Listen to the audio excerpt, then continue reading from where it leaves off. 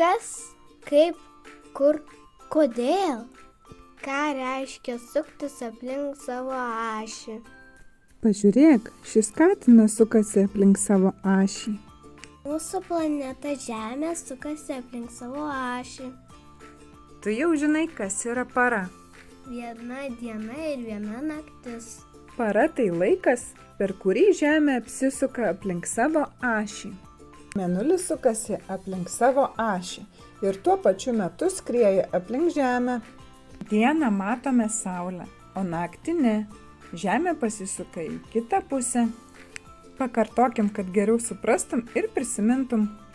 Mėnulis sukasi aplink savo ašį, tik jis tai daro labai lėtai.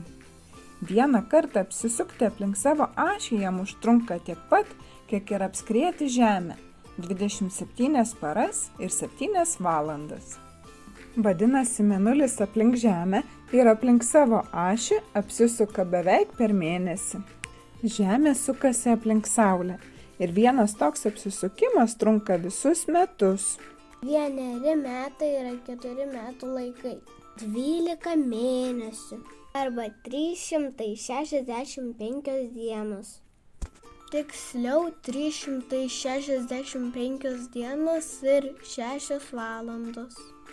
Tos valandas kaupiasi 4 metus. Po 4 metų susidaro visa papildoma para. Kadangi vasaris yra trumpiausias mėnuo, būtent jam padovanojama ši diena. Ir tada jis džiaugiasi turėdamas ne 28, o ne 29 dienas. Tokie metai vadinami keliamaisiais metais. Tikiuosi tau patiko. Iki kitų smagių filmukų.